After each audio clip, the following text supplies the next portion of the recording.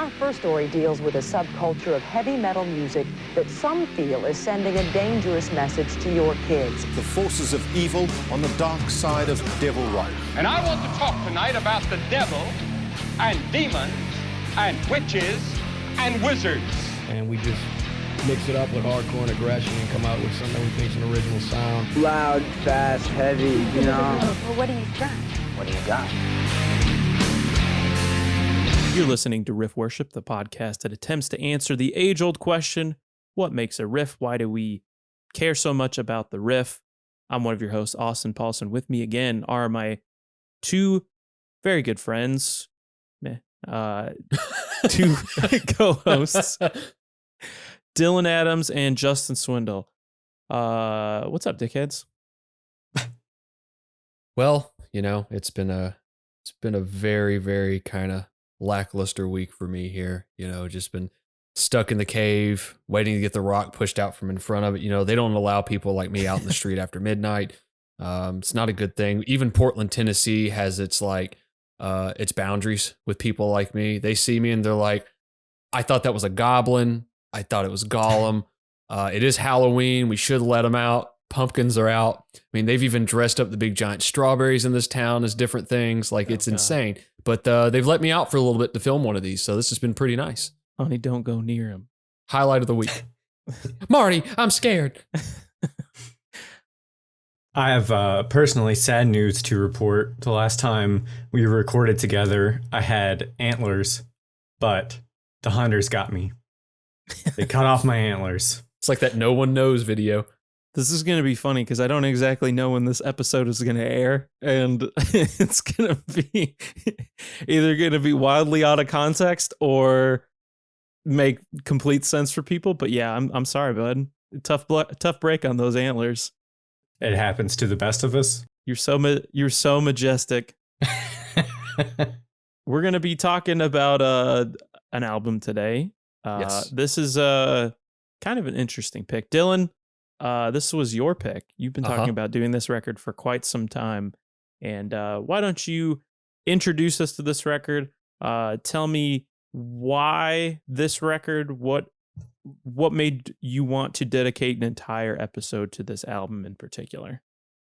So this record is Motörhead's 1991 album, 1916. And the reason I chose this record is you and I had discussed about having more episodes that we could bring Swindle in on. And I know at one point years ago, back in, the 1800s, Swindle and I, when we first met, had talked about like Motörhead a little bit, and we had both mentioned this album.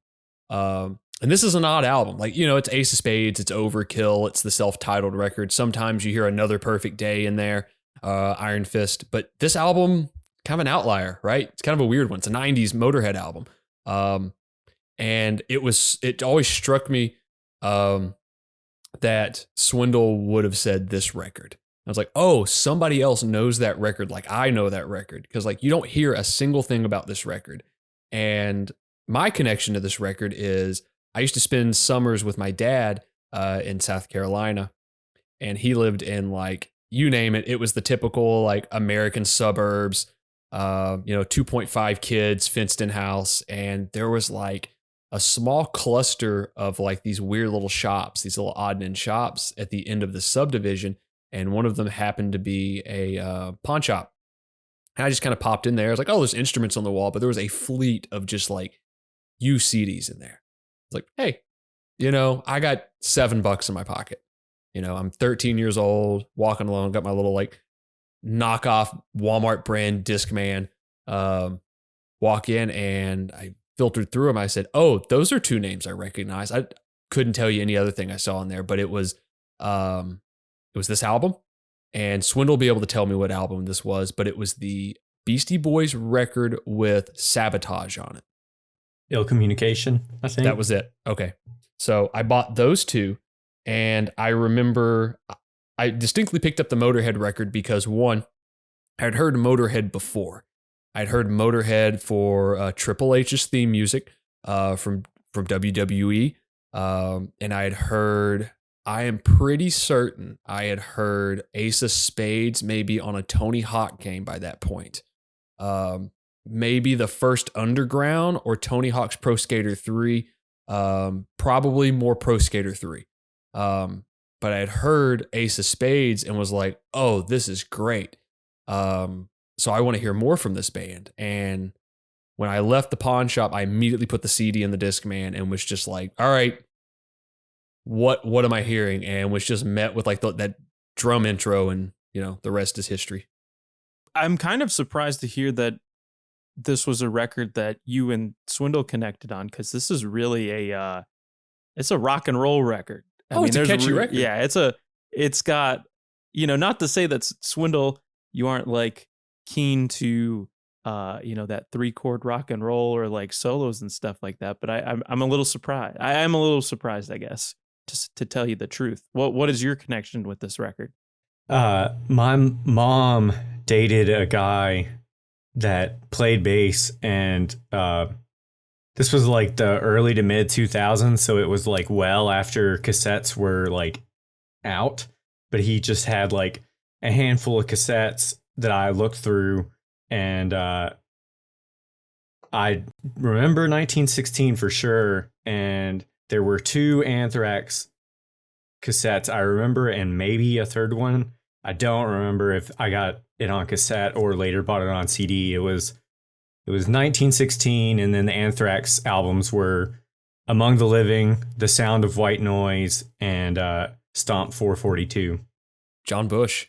I want to say I heard this record for the first time listening to the radio. And it's like early. I don't even know if it was early, but it was like a channel called Buzzsaw on Sirius. Before Sirius and XM were even like combined, they had merged or something like that. But No Voices in the Sky would play like quite a bit, and that's kind of become certainly a favorite of mine through their catalog. When I think of this record, that is certainly a song that I'm like instantly, I'm drawn into it. I remember that song for sure on this record. But you're right, it is kind of an anomaly. This is when I think of Motörhead, maybe, or when people think of Motörhead, maybe they don't naturally gravitate to this record in particular. Maybe it's an outlier in a lot of ways. You could say that maybe the more classic era of this band would be something like Overkill or Ace of Spades or Bomber or what have you. But, for a band kind of later in their career, I think this was like 16 years deep into their career. They were like about in their 40s, like at least in their 40s, mid 40s by this point.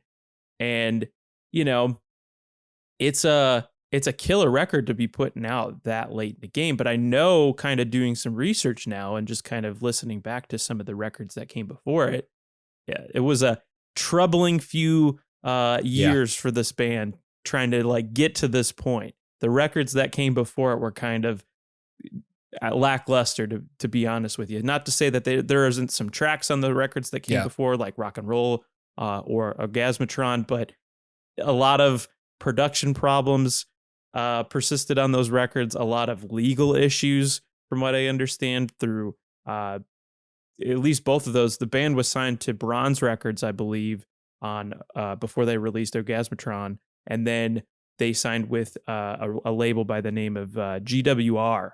And so, again, you think you get away from like the legal issues dealing with Bronze, and then you go right back into dealing with like representation problems and contracts and legal issues with GWR.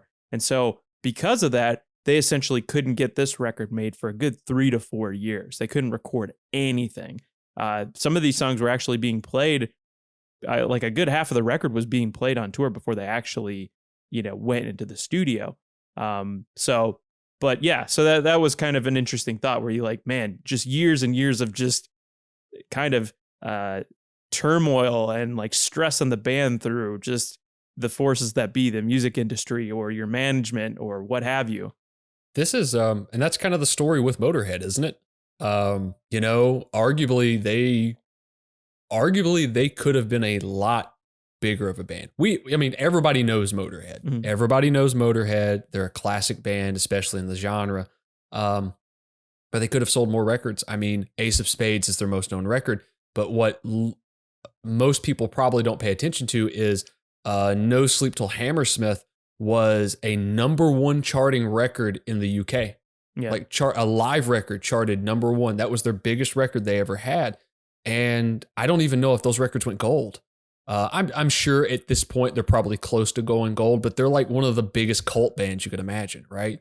Everybody has a respect for this band. Everybody has a love for this band. I mean, and just seeing the record label turmoil this band went throughout its whole career, essentially. The 90s were even crazier for this band. This is the first of, I believe, 2 records on an Epic Records subsidiary, which would be WTG. It was this one and March or Die, which came a year later. Mm-hmm. And it was like, even reading Lemmy's book, White Line Fever, it was like they left those 2 bad record deals and they entered into this one, and they were already like, something's not right. They immediately knew, like, there were already issues. Like, I think their big dinner / like meal they all went out to for like introduction to the label was like takeout Chinese food at brunch. And Lemmy's got this whole bit about brunch that's great. But this was definitely a tumultuous time for Motörhead. 4 years since the 1987 album Rock and Roll, which was met with not the most great fanfare. Kind of I think it's got Eat the Rich on it. That's the song I know of off that record. It's an okay album, but after Another Perfect Day, which was a pretty good record, it didn't really live up to the hype. And, it clearly shows like what can happen, especially during that era of music, what could happen to a band when they take that much time off. When I look back on the 2 records that came before 1916, it was kind of like a beginning of a new era. You thus have a band with 2 guitarists now. Mm-hmm. The band had, for the longest time, had always been a 3-piece. And from what I understand, they actually always did want like another guitar player in the band. It just didn't pan out that way. And then you kind of make do as a 3-piece, which certainly works. Like, it definitely worked for them, for sure. Right. So I think the problem was that, one, I don't think they ever really quite captured the band as a full unit in that way. There was always production problems. Like, you look at a record like Orgasmatron, and I think it's the raw energy of the record that they had been known for was kind of subdued. It was kind of missing something. I want to say it's Bill Laswell who produced that record in particular, which his production credits by that point were like Mick Jagger, Herbie Hancock and stuff like that. Actually, Bill Laswell actually plays in Painkiller. I don't know if you guys are familiar with the kind of like 3-piece kind of avant-garde grindcore band with John Zorn and Mitch Harris. It's very noisy and kind of You said abstract. Painkiller, and my brain immediately went to Judas Priest. Right, which I'll get to like, later, but yeah, it's like this dude has essentially played on everything. He's produced everything. I think he's from Illinois originally, but yeah, somewhere along the line he got in touch with Mitch Harris and like this weird saxophone player and John Zorn, and released stuff on Earache. I think even Justin Broderick is like with that crew, obviously being, former Napalm Death, but there's a Napalm tie-in. Right. So that's a little interesting tidbit, but I think the band during this period, all these producers are trying to maybe apply elements that don't necessarily fit with Motörhead, or they're trying to do something like trying to usher this band into the 90s. Yeah. And maybe it didn't quite work initially. On this record, I think they kind of figure it out, though. And even then, there's still production problems in recording this album. They had another producer. They had a producer at first, in Ed Stasium. I don't know if I'm pronouncing that right. No, you got it. He is known for producing and engineering quite a few of the Ramones records by this point. Living Colour's Vivid album. Right. And so they hire Ed. He records like three or four songs with the band. He's producing these songs, and I love this story. I want to say it's 4 tracks going to Brazil. Going to Brazil. Lemmy's like, let's turn the mix up on a couple of these tracks. And it turned out there were like tambourines claves and all sorts of stuff. And he's like, yeah, that's just not happening. So they fired him and they moved on. Peter Solly, I believe. They essentially fire him, hire Peter Solly, and, you know, I guess it worked out because he actually ended up producing the next record too, March to Die. But yeah, so it's just production problem after, you know, an ever revolving door of people kind of being shifted around. It's funny too, because like, you know, you mentioned all the production issues from the albums before it, and like it just becomes a trend with Motörhead. It's just like, how can they? I think the problem is this band has always been lumped in with heavy metal, and as it should be. It's loud, it's fast, it's aggressive. I mean, the voice is. We can call his voice, you know, what it is. His voice is the most synonymous thing with Motörhead. It's a great voice, but it's not like an aggressive metal voice. It's just a very gruff sounding like rock and roll voice. Motörhead's a fucking rock and roll band. I mean, it's very present on this album. Like you listen to the riffs, it's all like, they're all like blues. They're all blues chord progressions, and it's fucking rad. It's like rock and roll. It's just loud and fast, and you can actually hear the weight of it. And a lot of these producers were always wanting to go, oh, Motörhead's a metal band or it's a punk band. Let's produce it like that. When in reality, it needed that separation of all the tracks thing that a lot of those like hard rock and blues rock records had, where you heard every instrument. You know, it may not have helped that this band didn't have a traditional standpoint with what each instrument's role was. Whereas like Lemmy was a bass player that sounded like a guitar player. No bass, no treble, all mids. There you go. Just loud. And this band's kind of an anomaly, right? But it's a rock and roll band. And I'll say the production on this record, even for an album that's 30 plus years old by today, is still a really good sounding record. Like the production's really well. Like, yeah, you can tell it hasn't had a remaster or anything, but it's still a very good sounding record. But I can definitely see where like these guys were like, yeah, we don't want harp. We don't want, you know, maracas. We don't want, you know, clave. We don't want any of that stuff on this record. Where Motörhead, like maybe a saxophone, maybe piano, maybe like a harmonica. And we can call Ozzy for the harmonica. It's like more akin to like Chuck Berry and Little Richard arrangements with a 90s production on it. Like, yeah, absolutely. You know, it is, it sounds bigger. I mean, you have that added guitar. It still sounds very raw and like rough sounding. Yeah. Like there's no, I doubt anyone's palm muting anything. It's just all 6 or 4, just hit them all. Like it doesn't fucking matter. I love it. But that's what makes this band so special and the way they sound. Maybe we should get into some of the lineup here. Obviously, Lemmy. Yep. You can't have Motörhead without Lemmy.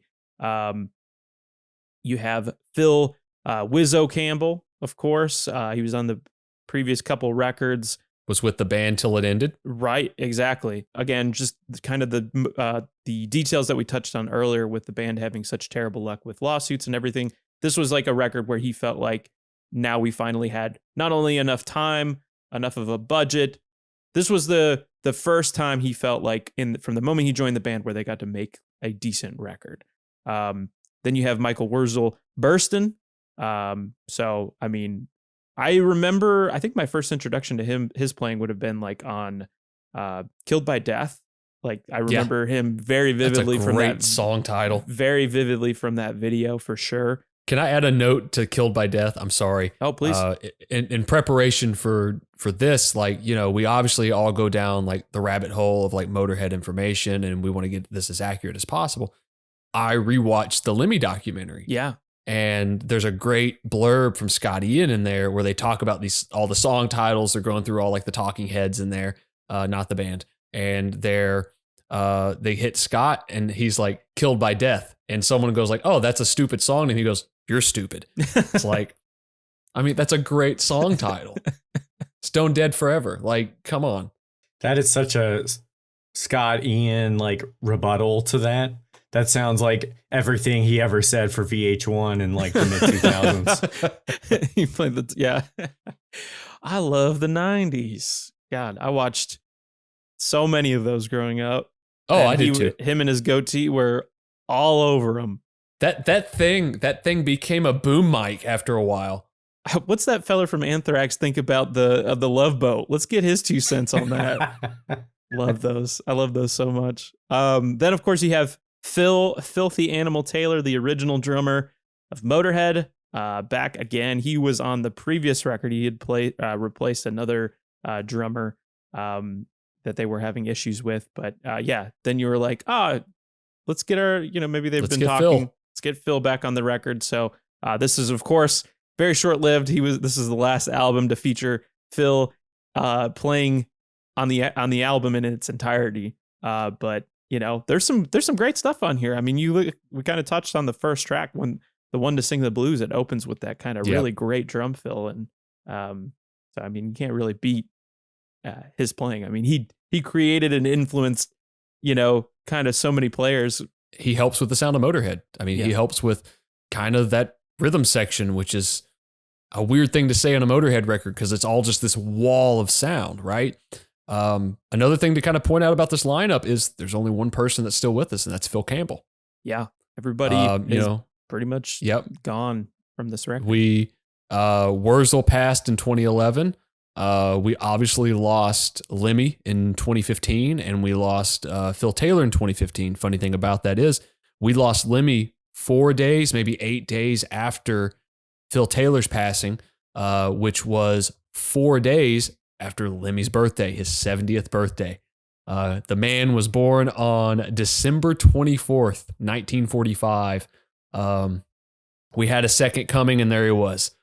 I just am happy that Animal from the Muppets got a job playing drums. But I didn't know his name was Phil Taylor. Damn. That's his Mama. That's his God-given name, brother. So we kind of open with this record. You have all this backstory here. You have some time to really work through these songs, which had not really occurred on the previous 2 albums. And yeah, you kind of kick things off with the one to sing the blues, which opens with some drums and a great riff. It is, just a rock and roll song. It's a breakup song, you know? Of course. Really just to kick off. I want to say this is the first single for the record. Speaking of his birthday, was released on his birthday in 1990, Christmas Eve. Perfect. The production by Peter Soley, who I wanted to touch on. I forgot. He had been known with playing with Arthur Brown.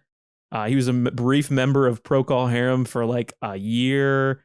He played with Whitesnake even before this. He was a keyboardist, and then kind of shifted into production. But the drums sound massive on this thing. Lots of kind of reverb. But just very open kind of rock and roll style of playing. There's a really cool thing about this track. Obviously, it kicks in with the drums. It's got that great opening riff. I am 100% certain is all based around the E minor blues scale. It has to be. It's Motörhead, right? But there's some weird vocal things he does at the beginning of it just to emphasize the track that I always thought was so cool. Hearing that in, just those Lemmy vocal sounds that he made. Great track. I mean, you can't really, there's not a bad track on this album. I think the first 10 tracks are more fitting on the album. I always thought that the song after this should have opened the record and this should have came as track 2. But either way, they're great tracks, so I can't be upset. I thought sequencing wise, the record maybe could be sequenced a little bit differently and it would have flowed a little bit better. Maybe the whole A side ends with a ballad, B side ends with a ballad. And it kind of does that, but it's still kind of off center a little bit. But this is a great, just kind of classic, modern sounding Motörhead song that was a great introduction for 13-year-old Dylan with bleach blonde hair. The line of the chorus, the last line of the chorus, you'll be the one to sing the blues. That just sounds like he's doing his bass run. The vocal, it sounds like the vocal is matching the bass run. To me, every time I heard it, I was like, just imagining hearing a bass play what he was singing. His bass tone definitely like rivaled that like gravel that he had for sure. Like I'm sure there was at one point a very like conscious. There was no conscious effort with how this band was sounded like. What am I talking about? They were barely conscious. Like, oh my God, they'd been up for 6 days. But I'm sure there was a point of like, oh yeah, I want it to match that because like he's a rock and roll dude. Like he was a Beatles fan. Like he knew those melodic bass lines. Like contrary to like my opinion on the Beatles or not, like they had a huge, vast influence on anything musically that's happening even at this point in time. And he was very obvious a Beatles fan from seeing them at the tiny clubs in Birmingham and seeing them beat the hell out of each other basically. And like that's there. Like his vocal line following the bass line on that part is just, it's phenomenal. Like it's great. The 6-tuplet like drum fill that keeps happening. That reminded me so hard of like Grohl playing in like Queens of the Stone Age specifically. Man. I could just keep hearing Dave Grohl. There's no influence there at all. None. Who's that kid that makes an appearance in the documentary when they're recording the Christmas song? I'm talking about him. Who's that kid? Yeah, who's that young fella with the long hair and the beard? Yeah, one of the most respected men in like heavy music / hard rock. You were talking about like this is just the epitome of like just a rock and roll band, just grimy, dirty. It is super evident on the next track. One of my favorite songs from the record. I'm So Bad. In parentheses, Baby I Don't Care. That opening riff. It wastes no time. Keep that in there. Getting from that part, which you so elegantly recreated. It wastes no time getting from the first song into the next song. When I think of this record, I certainly think of this song, and then the third song that follows, of course, we touched on earlier. But this is like the obligatory Motörhead "I'm a Badass" song. Like, the lyrics on this song are so good. I make love to mountain lions. Like opening line. I sleep on red hot branding irons. When I walk the roadways shake, my bed's a mess of rattlesnakes. Dr. Seuss couldn't have put it better himself. I think there's even the line "Wham Bam Thank You Ma'am" is in the song. And it's just like, oh, this is so good. This is so, like, as I got older, when I was younger, I heard that, I was like, okay, whatever. Like, I didn't really pay attention to the lyricism of it. I just wanted fast and aggressive. Yeah. And like the older I got and the more I got into like British humor and like this form of humor all three of us share, this very bleak, dark, just dry sense of humor. And it's just like, oh man, it's all in these lyrics. Like every one of Lemmy's lyrics has that in there. And this track is no different. And it's in there. And there's a couple other tracks on this record that are like that. Obviously Angel City, which we'll get to. Another favorite thing that kind of starts with this song too is that, like, I don't know what it is about some bands where they're just like, they have to name drop their own thing. Very self-aware. It's like, it's kind of like, I love it. It's like Iron Maiden when they wear their own shirts on stage or whatever. But it happens all over this record where some of the lines are just straight up like old records that they released. Yeah, there's at least like I love it. Iron Fist or Overkill referenced in this song. I think Ace of Spades is referenced later. It's just like, what do we put in this part? I don't know. What was that record we used to, Overkill. Yeah, just throw it in there. Yeah. Like, there are a lot of great artists that are known as lyricists. Bob Dylan, Bruce Springsteen, Joan Baez, to name a few. But I don't think Lemmy gets the credit he does because, they may not be poetic. They may not be a thinking man's thing in immediate response to.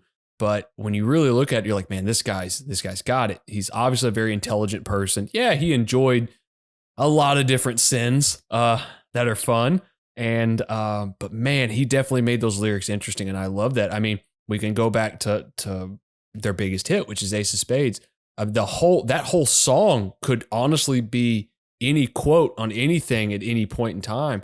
I mean, he knew catchiness, but you definitely get the vibe that he lived all of this stuff too, which makes it true to form. I mean, there's a lot of people that write things that definitely seems like they're reaching. Definitely seems like they are just kind of writing lyrics based upon a song that they have to have a vibe for. But then you got someone like Lemmy and Phil Lynott, that from Thin Lizzy, and they definitely have this like kind of like sailor kind of vibe to them, where they write all of this like these lyrics that are real and just completely honest. And I think Lemmy doesn't get the credit he deserves with that. And anybody that's like a lyric person should definitely go like down the Motörhead rabbit hole. Did any of you guys watch the music video for this? Oh, I absolutely did. I watched all the live videos for this record. I watched the music video. I love the 80s cheese.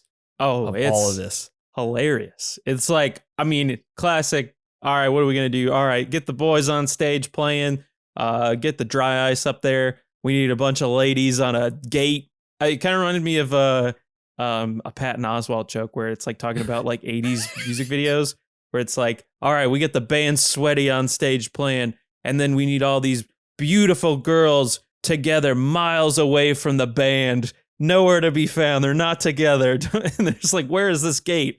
I don't know. It's somewhere. Is it in the arena? Is it in a factory somewhere? I don't know. But these women dressed in like tight leather are just here also. And that's the video.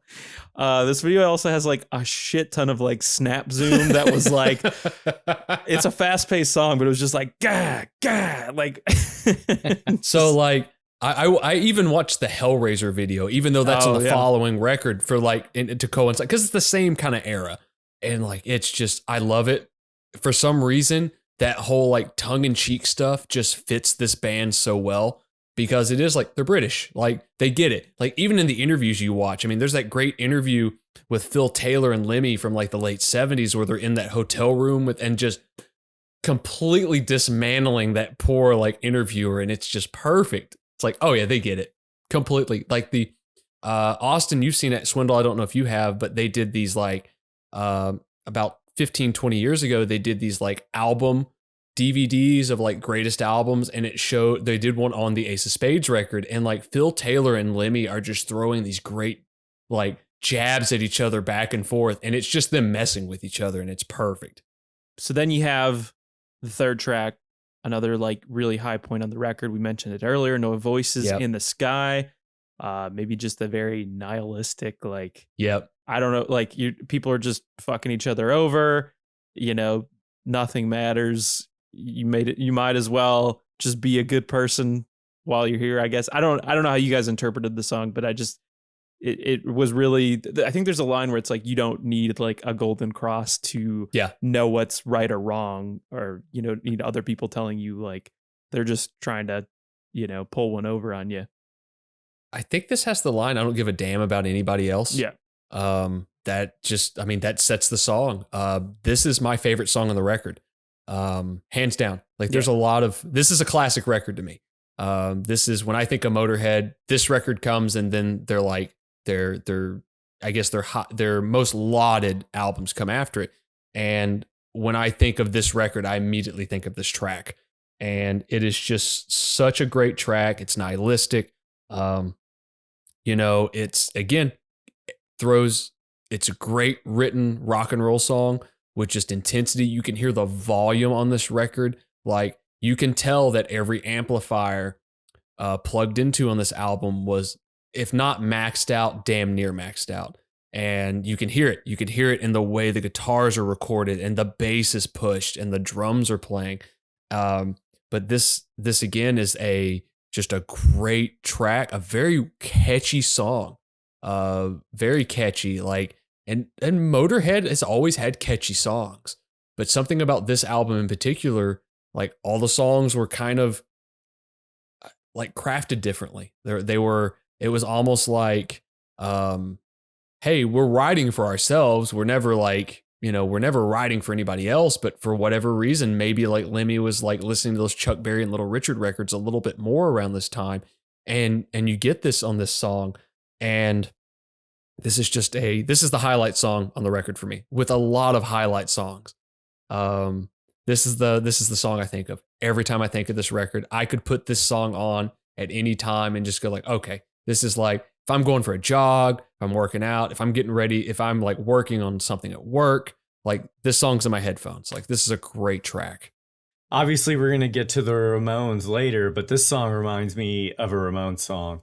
Just being like fast paced and like pummeling, constant rhythm and eighth notes, and like the chord progression reminds me of a Ramones song also. You know what's funny, and I'm sure we'll touch on this too, but the thing that was maybe not jarring, but kind of funny when I like looked at some of the live footage of this band, and I'm sure the Ramones are very similar in this way, where you're playing at like a certain speed on the record, which is already very, very fast. Like I imagine the song is like, it's certainly a faster song.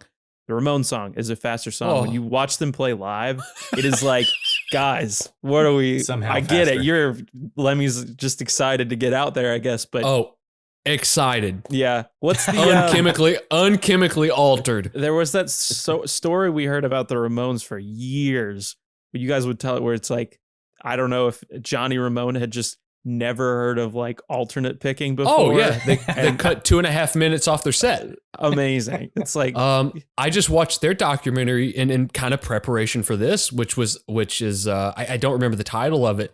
Oh, End of the Century. That's it. Okay. They interviewed Joe Strummer on there, and he was like, yeah, Joey was telling me they cut 2.5 minutes off their set. And he's like, what? And how? Like, come on.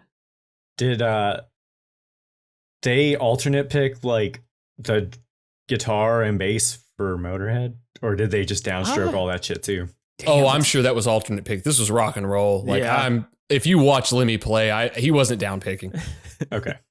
But it is like very fun, like miles ahead. There's times on this record where I'm like, man, maybe this was recorded like just live, because it feels like sometimes it almost felt like it was kind of you can feel the tempo shift. Yeah, a little bit. Yeah, for sure. So that makes sense. It's definitely a feel record, not so much. Motörhead wasn't recording to a click track. I can tell you that much at all, ever. Lemmy was doing 1 or 2 takes of vocals. You couldn't hear it. If they did record to a click track, you couldn't hear it. I mean, could you imagine in that studio, Lemmy's sitting there going like, all right, we're getting ready to record this next song. The producer's like, all right, I got the tempos lined out in Logic. So we're going to set up a click track. Sure, whatever. Tempo track is completely buried in the mix just because everything is pushed to 12.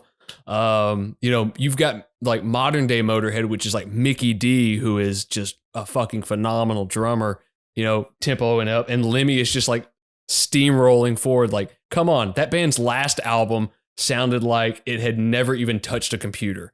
The next song on this record, again, another obligatory kind of Motörhead theme. You got to have a song about touring, being on the road. You got to mention the road crew, which I'm pretty sure they do name drop just a bunch of like Sneezy, Scooter, Double Down, all the boys back home, the reindeer. Yeah. I love this song, and I know like as in preparation to this, I messaged our group chat and said that this makes me think of a John Hughes movie. It ideally makes me think of Planes, Trains, and Automobiles.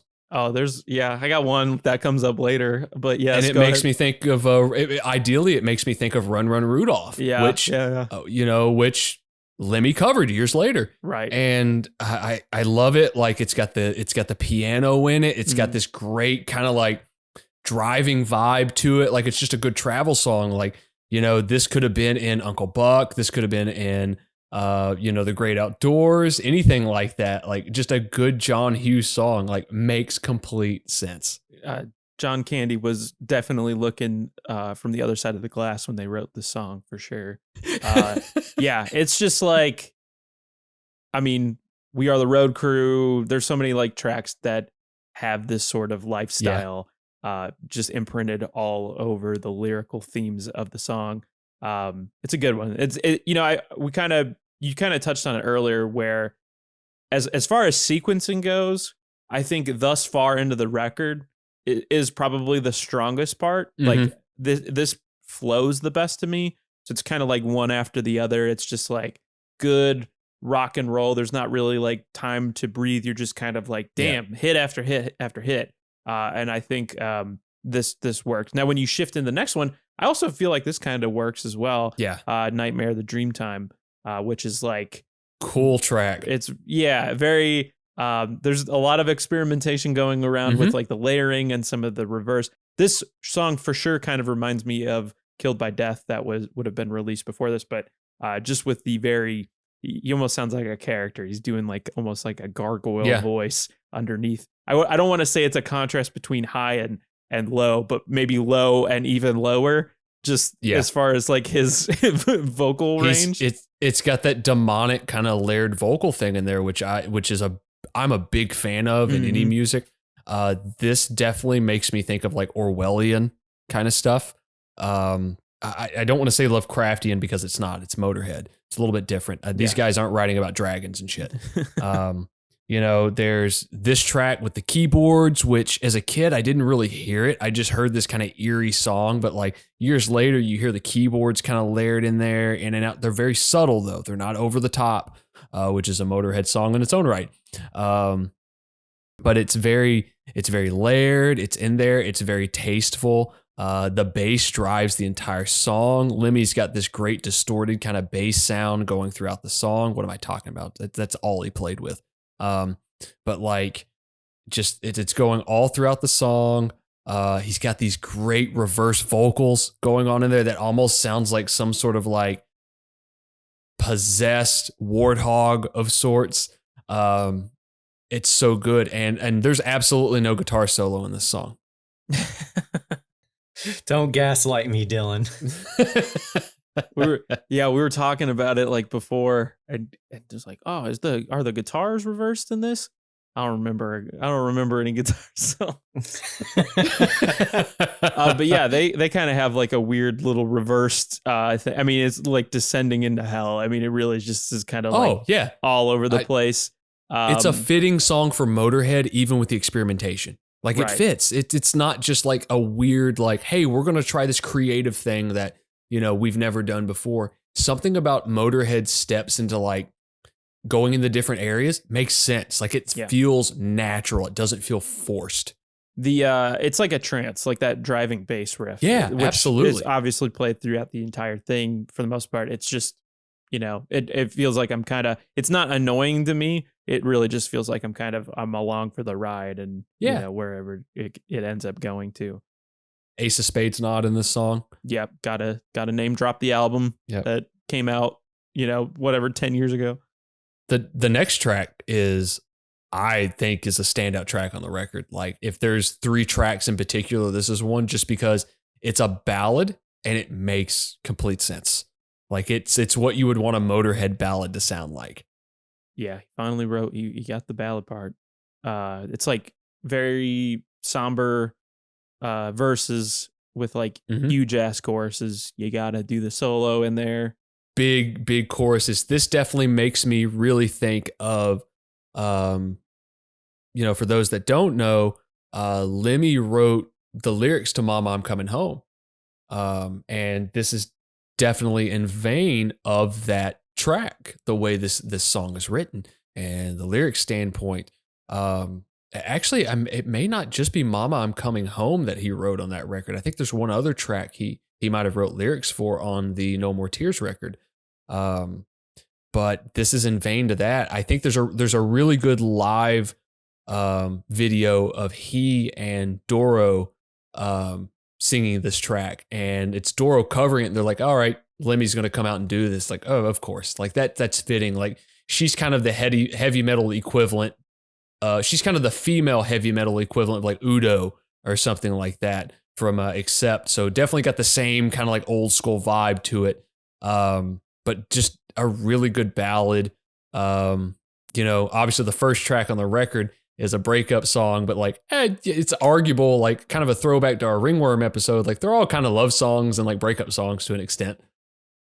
The guitar riff for the verse reminds me of the guitar riff for This Love by Pantera. Oh, yeah, the arpeggiated part. Yeah. Yeah, Because it's like I see it.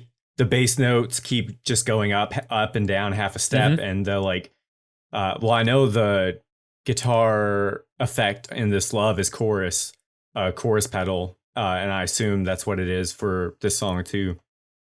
Brother Dime, brother Zach, Father Oz. Father Oz. Does that mean like Lemmy is? Well, I mean, there you go. Lemmy's God, right? Yeah, right. What a film! What a film! Airheads. This is kind of Shout the out part. Matt Graham. This is kind of the part of the record where maybe some restructuring could have been done. I don't know. Agree. There's like definitely moments that I really like, but I don't know if I was necessarily. It didn't lose me. The thought perhaps like the first side of the record is the stronger part. Angel City, fun song for sure. I think if you swap the place of this one and Ramones, like you change their structure, you enter in with the B side with Ramones, then go into Make My Day and then Angel City, I think that would have worked a lot better for an A side B side situation. The song obviously about him moving to LA. He had just recently relocated to LA to that famous apartment that they show in the doc where he pretty much lived forever. That thing was cluttered with just shit, just so much shit. The funny thing though is like it's not trash. He wasn't like a hoarder in that facet. It wasn't like old newspapers and boxes. It was just old tour stuff. It was like fucking war memorabilia, sure, porno. I'm sure. Old yeah. records. Like if anybody takes the time, go down the rabbit hole on YouTube and look up the Henry and Heidi podcast from about 5 years ago. And Henry Rollins has a really good like hour and a half. He talks about his interactions with Lemmy, and he talks about going to that apartment and just like talking about the inside of that apartment, almost like you're watching a Dahmer documentary. It's great because like that apartment, you see him in the documentary, he's just sitting there shirtless, like playing video games. And like there is literally just like war knives sitting all over the table, half empty bottles of Jack. No space for anything. He like is making fries on like a fraction of counter space because it's got like it's a rent controlled apartment. That's what was perfect. Oh God, right next to the Rainbow Bar and Grill, whatever. So I guess before his death, he moved to another apartment that was even closer to the Rainbow. No shit. God. He would walk across the street and he was at the Rainbow. I have 2 questions. Yes, sir. What do y'all think Lemmy's cleaning process was like? And do you think he even had any cleaning like sprays or liquids to like dust? I think you're supposed to treat it like a cast iron skillet. So it's seasoned. Yeah. There you go. It's seasoned. And I'm sure. Go ahead. I was going to say, I'm sure if you took a black light into that apartment, you're going to find probably 3 things. And that is Jack Daniels, a red bodily fluid, and another bodily fluid. And that's all you'd find in that apartment. How did he all get... of which are like 20 years old by that point, too. Yeah. They'd been there for a while. How my thing is like, that documentary is so good. It's like watching a Mel Brooks film, but like, he's just like, hey, this is, I'm on tour like 10 months out of the year. Like I'm only here for a little while. So like, who cares? I mean, there's a story in the Rollins documentary or the Rollins podcast I listened to where he's like, yeah, Lemmy just said he came home from tour one time and walked in and there was a piece of luggage that disappeared for 5 years that he finally found in that apartment. And it was like, yeah, that makes sense. That makes complete sense. My second question is, do y'all think the landlord of that apartment still just painted over everything and then rented it the next month? Dude, so when he moved out, when that, they found like bags of meth in that apartment. They found like coke and like all sorts of stuff. And they're like, why is there an old World War II knife in the corner that he just forgot? That happened. You see like the landlord special, there's just like a bag of Coke that's been painted over white against the wall. Just old push pins and nails. Touch up that outlet and that light switch. Yeah. Wait, why is there a gold record for Iron Fist from like Chile here? Just paint over it. Yeah. Who cares? Going from Angel City, talking about moving to LA, all the things that come with drinking LA. Bon Jovi's booze. Great lines. Great line. I want to get the line of the crabs song. I want to get the crabs in my elegant rags. I think there's one in there that says like, I'm going to shoot all your lights out, which I love. It's wild. This man is a poet. Make My Day.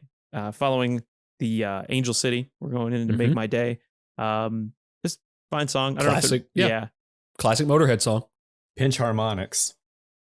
Yeah, you aren't kidding.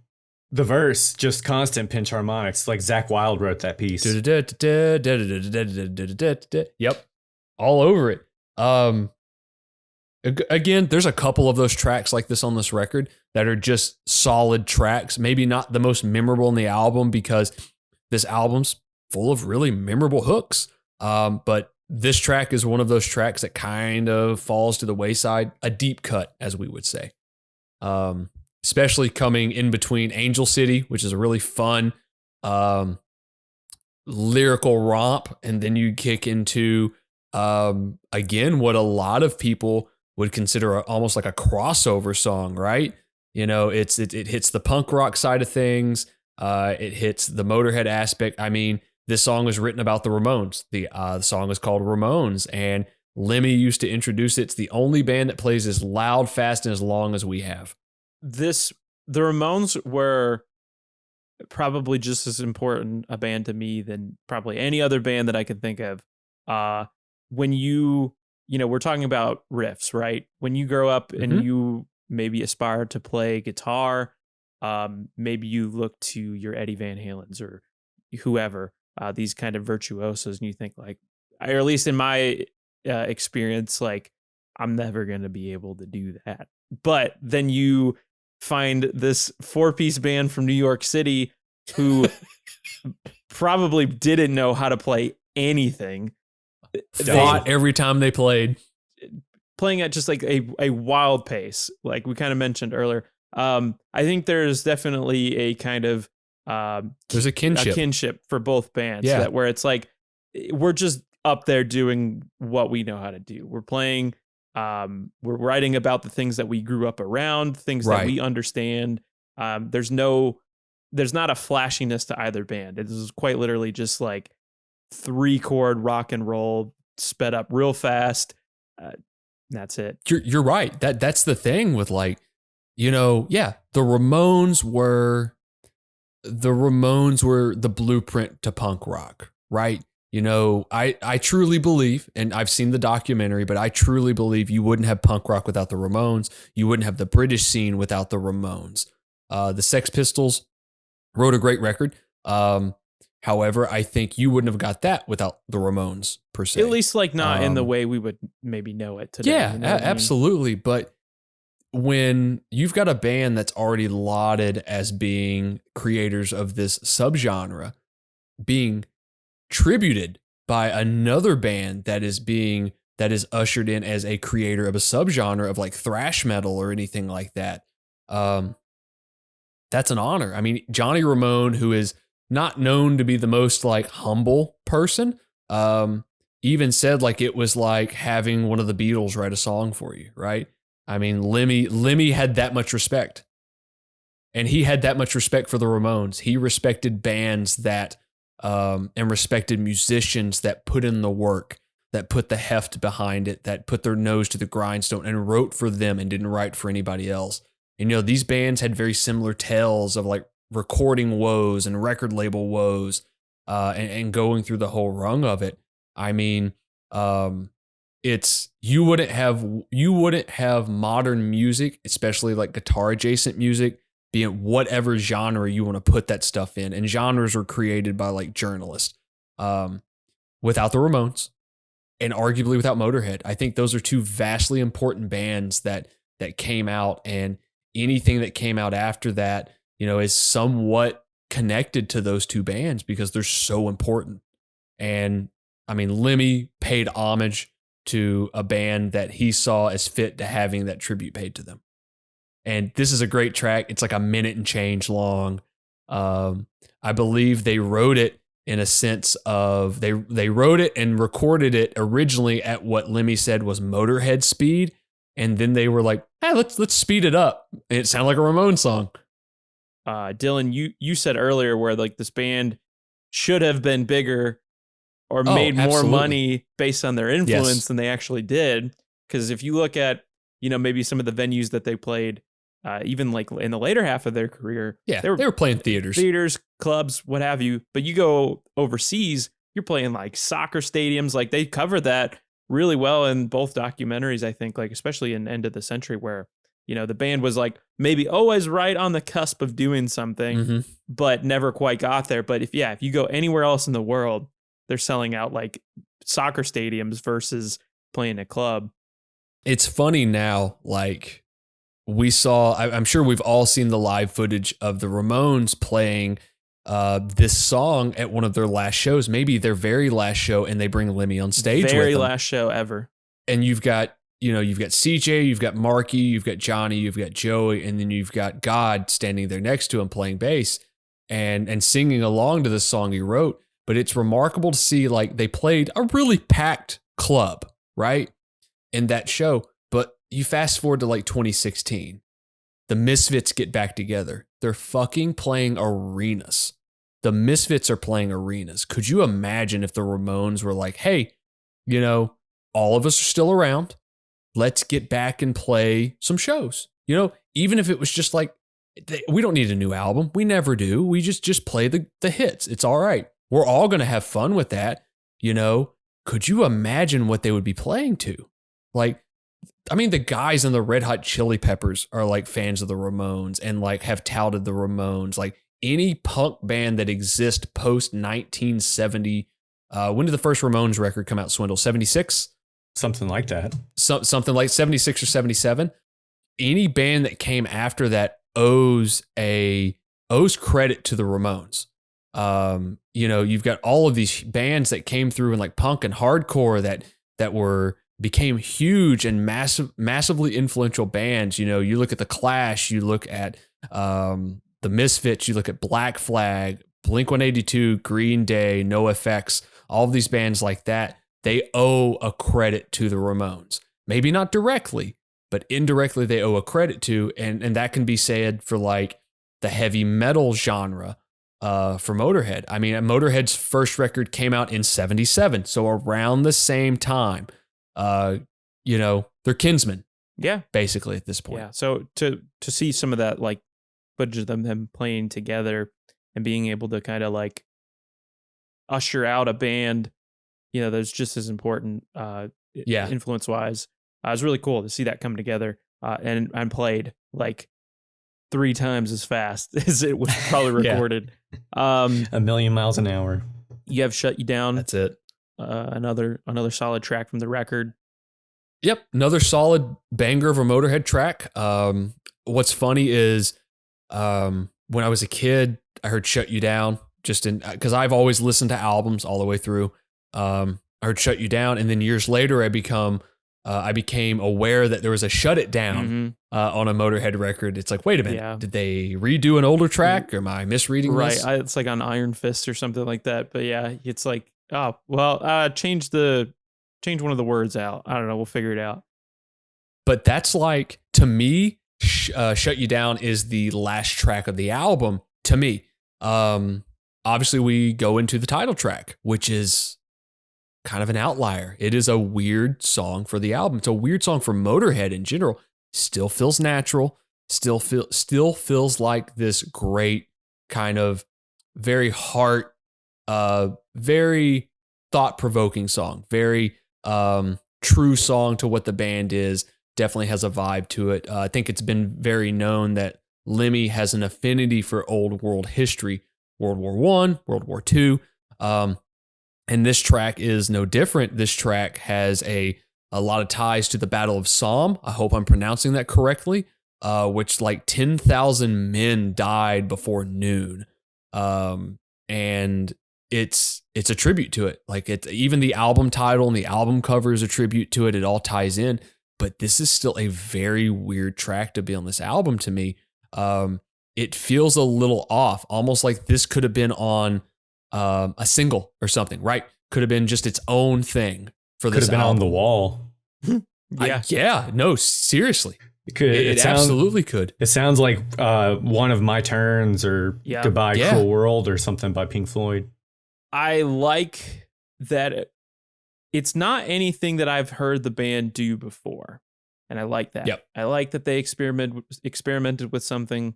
Obviously, it's something that, as an Englishman, I'm sure he held like near and dear to his heart. Yeah. It does feel odd being where it is. Perhaps it may have been better as like kind of like a transitional song. I don't know, especially since the record, it's the title track of the record. Maybe also if the album had more themes and like ties to World War One, I would have been like, okay, I kind of get it. But really all the songs are more or less like breakup songs, rock and roll songs, and being on tour and all these things, which classic Motörhead tropes, like what I love about that band. And I'm not saying that you can't write a song like this. I think this is a good track on its own, but it does feel like kind of an outlier thematically in sequence of the album.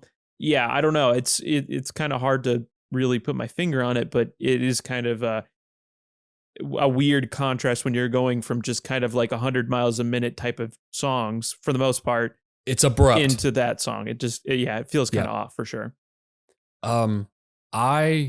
Hearing this song, hearing that like, it's very clear like Lemmy's voice is what Lemmy's voice. It's not a put on. He's not forcing this voice. That's just how he sounds. We touched on that with like Human Furnace in our Ringworm episode, where like he just sounds that way.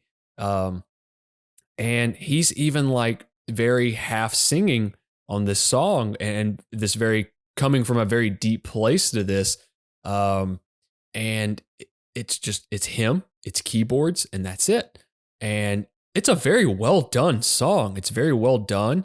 It sounds good. I enjoy it, but you're right. For sequencing of the record, it doesn't quite fit in the category of it.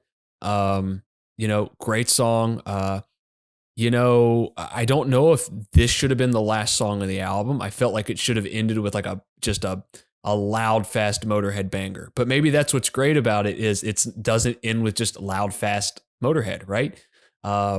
It's a cool song. As a kid, I heard it and was like, that's fucking heavy. Just with where he's coming from, and like me being the weird, jaded adult I am now, 20 years later, I heard this album. That's fucking wild. This sounds like Cotton Hill's story to me. I killed 50 men. Cotton Hill's story was like he lied about his age to join World War II. He was 14 years old. So it's like, oh yeah, this is right up in that vibe. But like, it's a great song. It really is. But it could have been its own like single release. It could have been, I don't want to say it was a B-side because I don't think it was a B-side. But it definitely could have been a single. Could have been on like some sort of EP release later on at that point. It definitely felt like, or it could have just been at a different point in the album, right?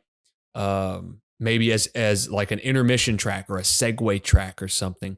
But you guys are right. If there were more songs with the kind of 1916 theme or World War I theme or kind of global theme, this would have made much more sense on the album as a whole. But it doesn't pull away from my enjoyment of this record. It just adds to the less than 40 minutes of music that are just so enjoyable. If you look at, I found some articles basically talking about the record. I think this was definitely received far better than the previous albums. It's kind of the full package. I mean, we've kind of went into each track, and I think they, as far as a Motörhead record to kind of begin the 90s, it's perhaps the best one. Yeah. It's definitely up there in their kind of discography for me. The album artwork's great. Critically, I mean, it peaked at number 142 on the Billboard 200 charts. Got a Grammy nod. And I mean, if you're going to lose to a record, you lose to that. It might as well be Metallica's Black Album. So, which came out maybe just a few months later.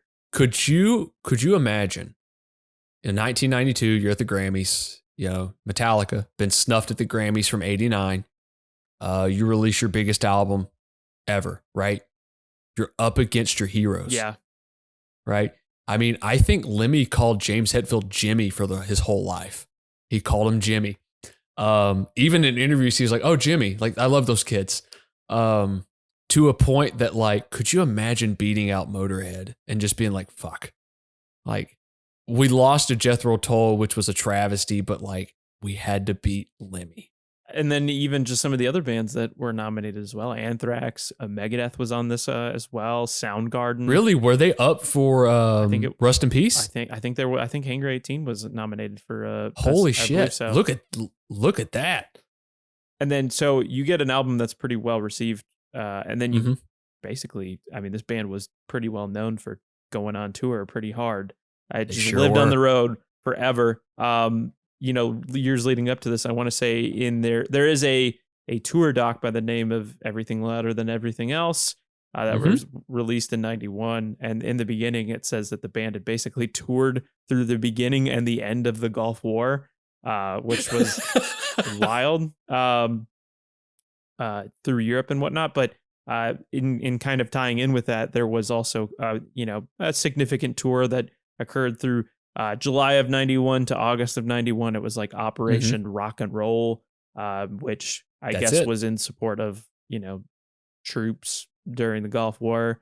It featured Judas Priest as they supported Painkiller, Alice Cooper on Hey Stupid, which again, another kind of interesting era for Alice Cooper. Yeah. That album features the song that was in Wayne's World, Feed My Frankenstein, just to, cool track. Yeah. Motörhead, and then Dangerous Toys and Metal Church to kind of teasing, pleasing. Dangerous Toys. If anybody's interested, go check out the Shadows Fall cover of that. You don't need to listen to the original because it is a true to form cover and it is interesting. I think the tour is also significant for being Rob Halford's last tour with the band. Wow.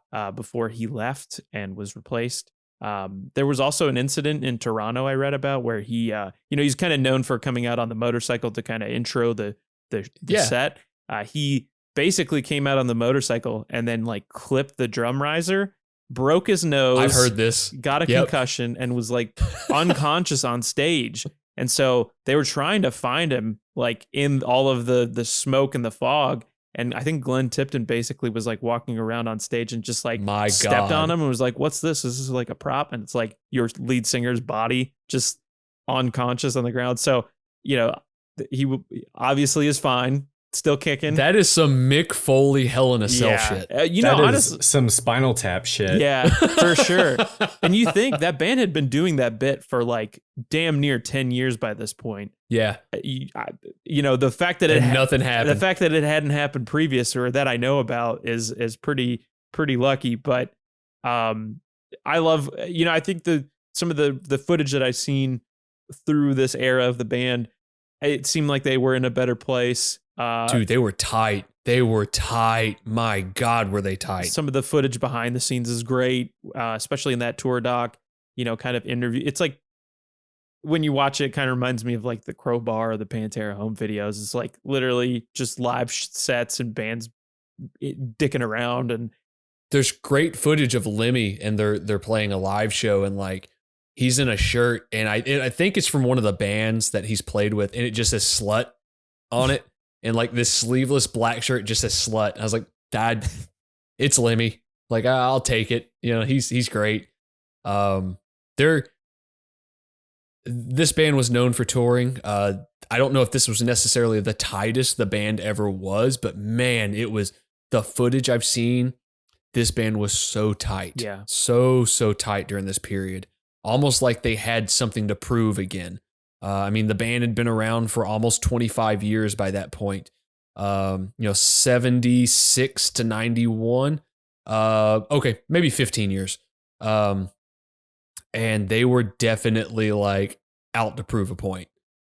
First major label release, kind of snake bit from the start. Got to make what's good of it, right? But I mean, like, and this is like another thing that I really liked from watching it too was, well, one, I mentioned earlier, all songs are played even faster than they're played on the record. Two, Yep. They're just, I don't know, they seem like they're having fun. They're really tight with their road crew.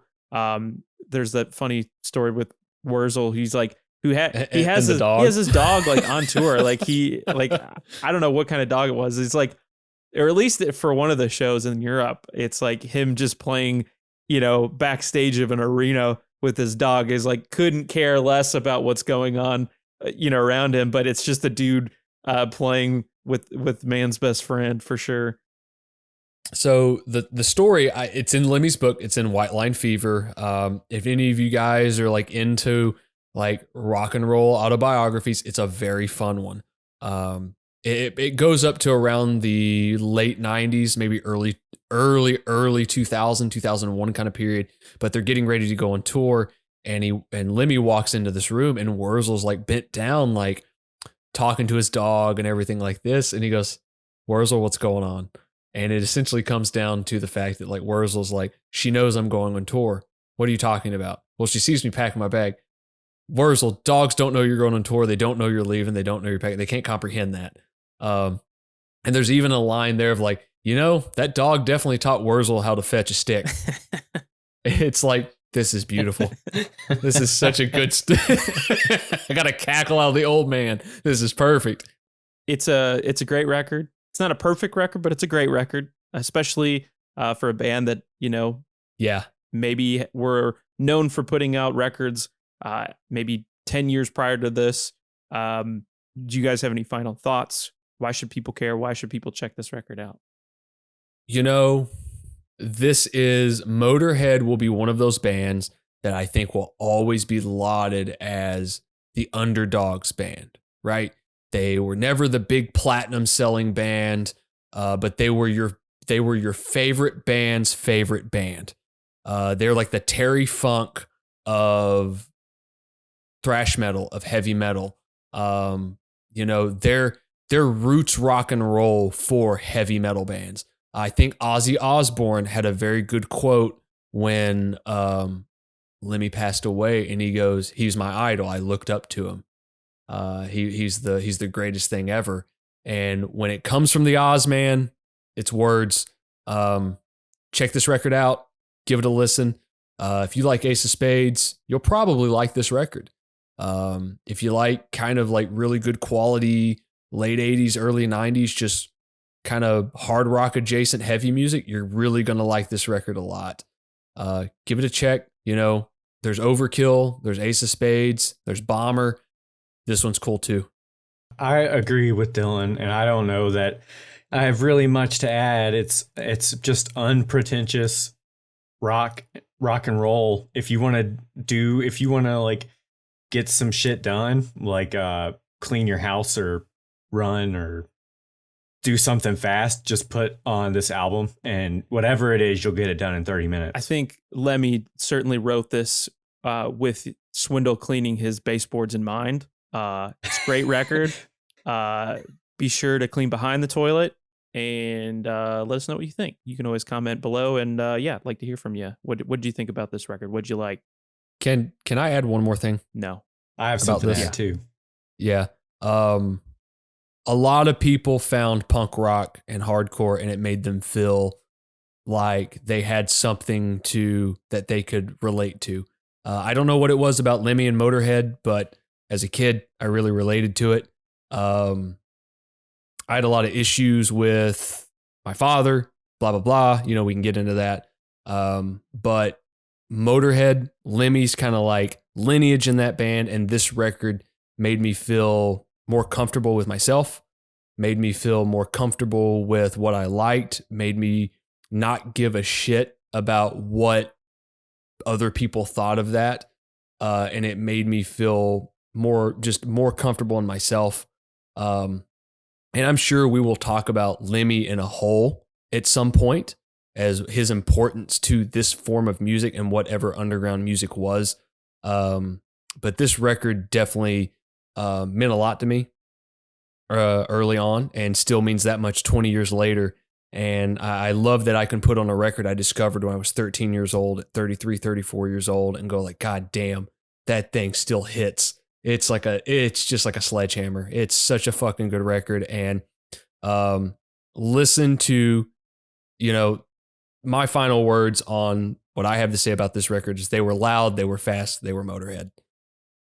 I just wanted to say, going back to the very beginning of the episode, Ace of Spades was on Tony Hawk Pro Skater 3. I looked it up, but I didn't have time to interject at the time. Yes, good. All right, perfect. Then my timeline was right. We've reached that part of the episode where we like to recommend some things we've been listening to as of late. I only have a couple things, really. One thing I definitely wanted to touch on between the episodes that was released was the new Worm Dream Unending split Star Path that is out now through $20 spin. Kind of similar. Take my money. Yeah, similar in vein to the new Tumult album, The Enduring Spirit. It was like announced a week before it was released. And basically, hey, it'll be out Friday. You can pre-order the record, but you can listen to it in full, which I really kind of dig. I like that, sort of thing. Like, hey, you don't have to wait. It's all done. It's here. It's ready to go. If you want to pre-order the physical copy of it, you can, which we definitely did. This is like when the last Dream Unending record came out, when the last Worm mini LP came out. Yes. Around the same time. Last year, right? Last year. Just two really solid releases by both bands. They don't really sound anything alike. I think there is sort of, again, kind of like we were talking about with the Ramones and Motörhead, there's certainly a kinship. Yeah. There's kinsmen. Yes. Yeah. Two bands who are probably making some of the most unique guitar-driven music, in my opinion, right now. Dream Unending, kind of like a death doom thing, but really also not. Worm is black metal. But also not. Yeah, I mean, there's just so much to really. It's so much more than those genres. Yeah, I mean, there's like jazz elements on this. There's like so much. There's so much going on. I can't recommend it enough. I hope to see either of these bands at some point. I hope to see Tumult at some point. But this was a really cool split that came out, and I definitely recommend it. Kind of a non-aggressive. I mean, this band I think definitely throws down. If you check out their previous record, Patience, it's very heavy, but it's also got some great like pop kind of wonderful written songs. The new Mannequin Pussy album was just announced. I Got Heaven, their band based out of Philly. There's definitely some punk influence, definitely some hardcore influence with this band. But then they write a song like their latest single, I Don't Know, which I've been in love with. It's been stuck in my head. The record I Got Heaven is going to be out on March 1st through Epitaph Records. Okay. I also found out there's like kind of a Bareness connection with this band. I do a show where I go through like album liner notes on the radio, and apparently the drummer of Mannequin Pussy used to play in a high school band, two different cover bands, a King Diamond cover band, and I want to say, there's another like maybe a Metallica cover band with Gina Gleason of Baroness. They grew up together in the Philadelphia area. They just would play kind of these like old tunes together. They had like another band that released like maybe like an EP of original songs, but yeah, there was like this weird connection between these two bands at one point. So that's all I got for the week. Swindle, Dylan, what have you guys been listening to? So the only new release really that I can recommend is the new Chelsea Wolfe single, Whispers in the Echo Chamber. Love to feel real sad. The video dropped at the time of recording. I think it was yesterday or the day before, and it's got some like industrial feel a little bit, but it's definitely good spooky vibes, because at the time of recording it's still the spooky season. And speaking of spooky season, when we were doing our looking into our Halloween list, I found an Integrity cover of a 80s song, which drove me to listen to this Rocky Erickson album, The Evil One. It's kind of like classic rock, a little bit psychedelic, but it's all very spooky. The song Integrity covered was Night of the Vampire, I think. I've seen Chelsea Wolfe cover that song live before. She had like an acoustic set at the Mercy Lounge in Nashville. That's RIP. And it was like very, like all the lights, and there was like, dead There was a mood. taxidermy antler type shit everywhere. But I think she covered Joni Mitchell and then Rocky Erickson. I love that record. And an episode that we definitely did before this. We have definitely recorded it already. That Rocky Erickson album was definitely on my list of things to talk about for Halloween. I've never listened to him, and Ghost obviously covered him for, what is it? If You Have Ghost, I believe that's the track, or is it I'm Marionette? One's an ABBA cover, the other one's a Rocky Eric. I've never heard any of his stuff. If You Have Ghosts is on that album. He's got a really interesting backstory. I recommend anybody like looking into that kind of like 60s, almost like garage punk type of thing. He was like, a member of 13th Floor Elevators. He had kind of like a really tough time with mental health issues and being in psych wards and whatnot. But his like solo career, I mean, there's just so much to dive into. I would recommend any of his stuff for sure. As I mentioned, right now at the time of recording, we're still in spooky season. And we watched the movie The Convent from 2000, which is on Shudder. And I would completely, unabashedly recommend that everyone watch that movie. It's only 79 minutes long. Oh, that's perfect. That's a typo record. It's got Coolio for some reason as a cop. It's got Adrienne Barbeau for a very short amount of time. But it's basically like Army of Darkness meets nu metal. And they're killing nuns. It's great. It's like a Joey Diaz bit. There are so many choices stylistically, Dylan. I mean, with the motion of like certain, I don't know.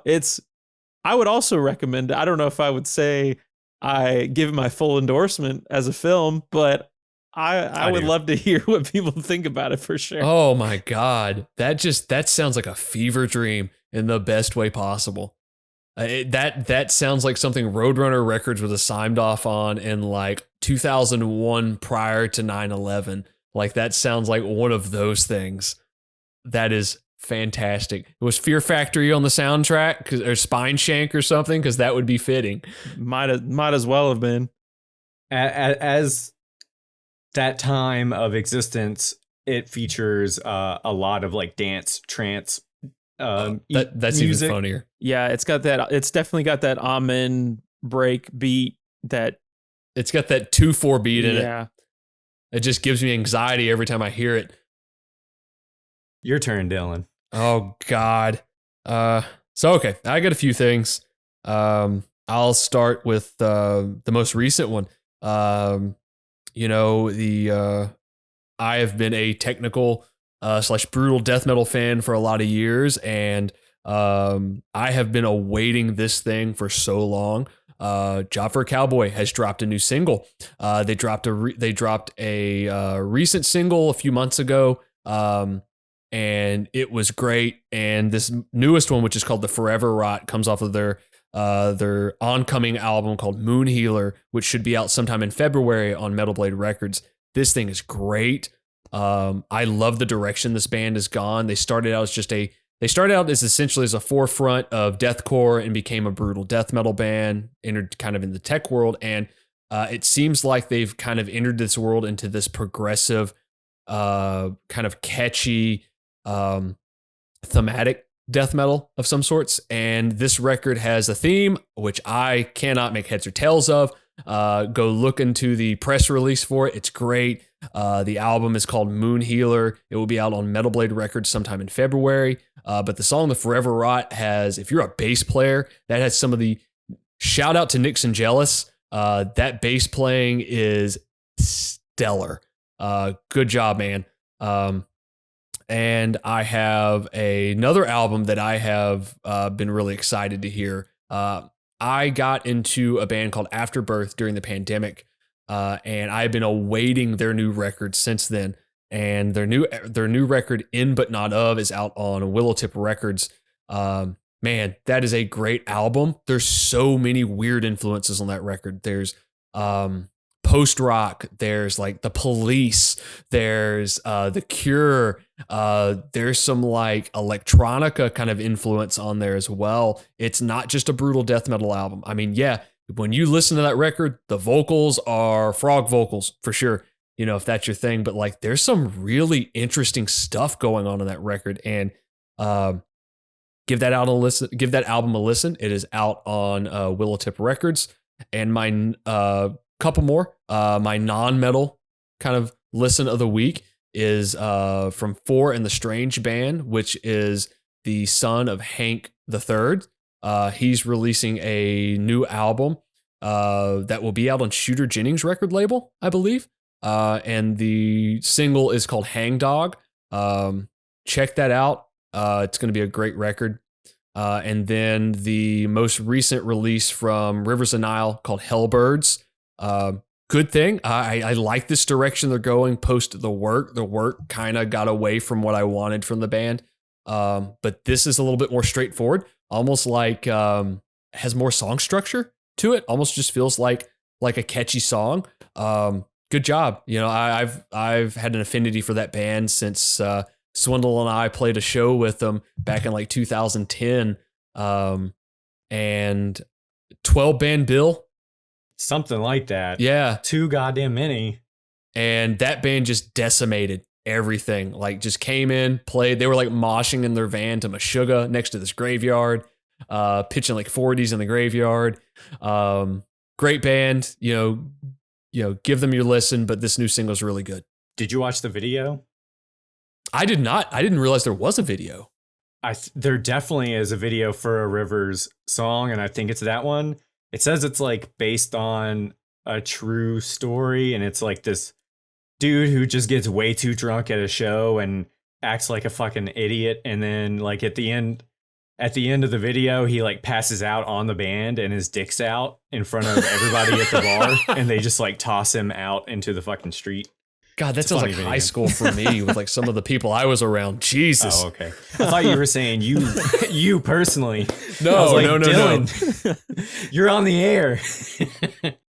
That's all we got for this week on Riff Worship. Thank you so much for joining us. If you'd like to follow us for any updates on this show, as well as our live show, Vocal Distortion, which airs every Monday from 6 to 8 p.m. Central on FM 89. You can always head on over to @Distortion891. I got lots of good things coming your way very, very soon. But for Swindle, Dylan, and me, we'll see you next week. Bye.